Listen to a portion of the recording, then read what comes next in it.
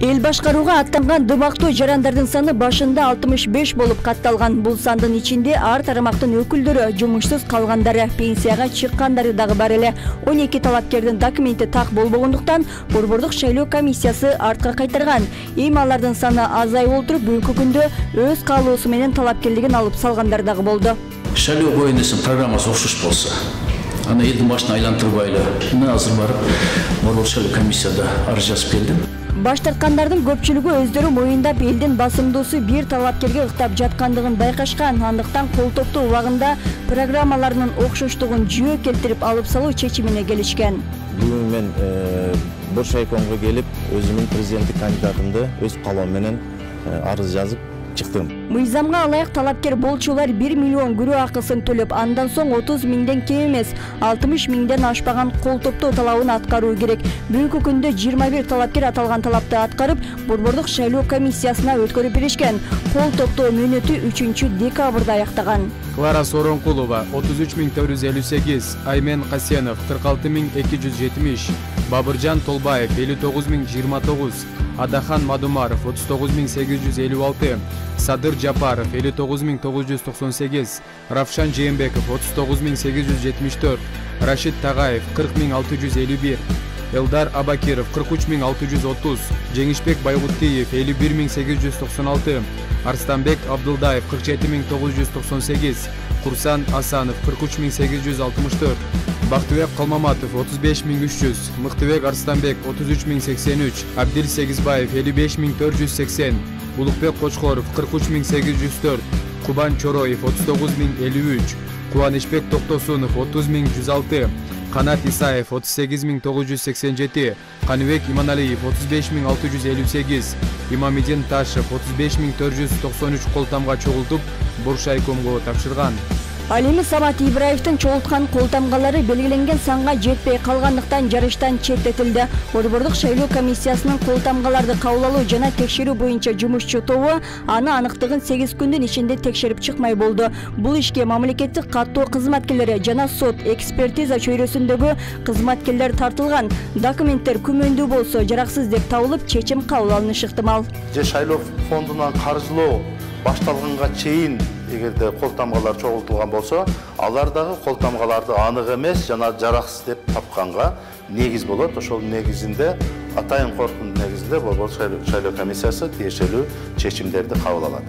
Колтамга топтой албай калган талапкерлер дагы бар. Эми мындан ары башка талапкерлердин колтамгасы кабыл алынбайт. Тактап айтканда алар автоматтык түрдө четтетилди. 20 талапкер күрөөсүн төккөн, калгандары болсо депозиттик эсепке которгон эмес. Борбор шайлоо комиссиясынын депозиттик эсебине которбогон талапкерлер мындан аркы мөөнөтүнөн мурда дайындалган шайлоого катышуудан баш тартууга ошол негиздер боло алат.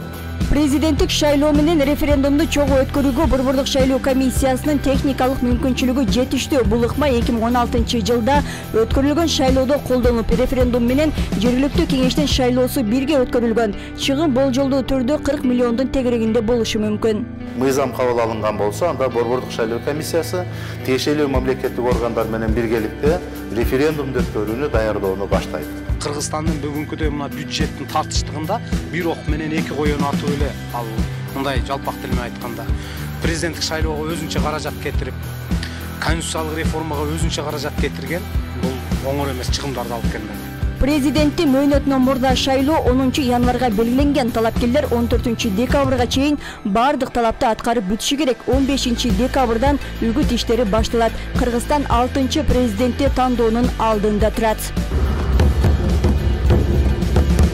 Кыргызстанда парламенттикче президенттик башкарууну аныктоого референдум өткөрүү тууралуу мыйзам долбоорунун автору Жогорку кеңештин депутаты Акылбек Жапаров. Анын айтымында референдумда башкаруу системасы аныкталса, жаңы конституция ошого жараша жазылат. Ал даяр болгондон кийин апрель айында жергиликтүү кеңештердин депутаттарын шайлоо менен бирге референдум өткөрүү пландалууда. Жаңы конституциядагы көрсөтүлгөн ыйгарым укуктар менен президент өзүнүн ыйгарым укуктарын аткарууга макулсузбу деген дагы бир суроону коюп койсок болот. Же болбосо конституциялык главаларында, переходной положениясында ушуну көрсөтүп койсок болот деген конституционалисттер айтып атат. Эми бара-бара референдумду өткөзүп, президентский шайлоону өткөзүп алайлы, анан шашпай ушуга келип сүйлөшөбүз да. Айрым депутаттар конституциялык референдум өткөрүүгө байланышкан мыйзам долбоору жалпы сессияга комитетте каралбастан регламент бузуу менен сунушталганын билдирди. Бүгүн бул ушундай башкаруу формасын аныктаган чоң мыйзамды бүгүн комитет карап, мына 3 декабрь деп турат. Кайра эле бүгүн пленардык чыйынга алып чыга берсек болобу? Буга чейин баш мыйзам алмашканы менен элдин тагдырын бир уч саясий топ чечип келген. Тарыхта бир жолу элге мүмкүнчүлүк берип тандоосуна коелу деген оюн айткандар да болду. Элибиз азыр жаңы келген бийликтен бир керемет күтүп атат. Президенттик башкарууга кирип кеттик, же парламенттик башкарууга кирип кеттик деп алдын ала бир божомол кылбай, элге салып берели, эл өзү четсин, эл аныктагандан кийин ошонго карап туруп, анан конституция жазылат, анан Кудай буйруса, анан 2-3 айдан кийин референдум өткөрүп, анан биз жолубузду аныктап алабыз. Эл өкүлү Дастан Бекешев саясатчылар жоопкерчиликтен качып, элге жүктөп жатканыбыз туура эмес деген пикирде. Мейли азыр референдум өтөт, президенттикке биз түшө алабыз. Ким билет? 5 жылдан кийин, 10 жылдан кийин бирдеме болуп калса, мамлекетте төңкөрүш болсо, анда айтат да, эл эле ошону тандады. Конечно, элге жүктөш оңой. Жоопкерчиликтен биз коркпой эле, ошону биз референдум кылбай эле, менимче саясатчылар аны чечиш керек да. Рахмат. Президент артыкчылыктарды алып аткаруу бийлигинин башында турса туруктуулук пайда болуп, акыры жакырчылыктан чыгууга мүмкүнчүлүк алабыз деген үмүт бар. Талкуулаганча, эгерде биз президенттик башкаруу десек, анда ушул конституциянын президенттик башкаруу жагына оодарып коюш мындай оңой эле болот. Ал жерде бир эле президентке тийиштүү жерлерин эле баягы оңдоп түзөп коебуз. Эгер парламенттик башкаруу десе, анда ошол парламенттин башкарууга ылайыктуу жерин оңдоп түзөп, баягы президент менен парламенттин ортосунда укуктарды эле бөлүп коебуз.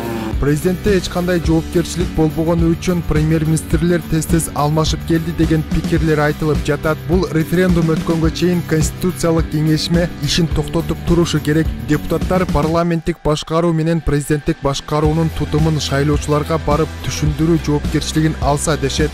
Мисалы парламенттик өтүп калса, аны атайын конституциялык совещание түзүлүп, жаңы ошол конституцияда ошол жерлерди айтып элдин ойлорун эске алышыбыз керек. Урматтуу бийлик өкүлдөрүнө да мен кайрылам. Эч качан мындай бул жерде административдик ресурсту колдонбошубуз керек. Чында элдин оюн чында бир жолу угуп көрөлү. Жеңилген тарап экинчи тарапка макулдук берип, биргелешип отуруп, жаңы жолго түшүшүбүз керек. Жыйынтыгында жогорку кеңеш референдум өткөрүүгө добуш берген жок. Ага залда депутаттардын аз санда экени себеп болду. Добуш берүүгө кеминде 61 депутат катышууга тийиш. Бул иретте парламент кайдыгерлигин көрсөттү. Алар кворумга кел деп жалдыратпай, өздөрү барыш керек эле. Өздөрү кетпей, эми ушу кетерибизде жок дегенде эми бизге коюлбаган ат деле калган жок. Ушул эмне деген гана жаман нерселерди укпадык. Мейли, бирок ушу кетерибизде боо маселелерди авирибиз менен чечип, авирибиз менен кетели, кийин деле биз элдин астына чыкканда кетерибизде боо маселелерди чечип жүрүп, чуркап жүрүп, чечип, момдай алып кеткенбиз деген авирибиз таза болсун дегенди ойлош керек эле ушу депутаттар. Эгер референдум 10 январда президенттик мөөнөтүнөн мурда шайлоо күнү өтсө, бюллетень басып чыгарууга 4 миллион сомдон ашуун, эгер өзүнчө өтсө 450 миллион сомго чейин каражат талап кылынары айтылган.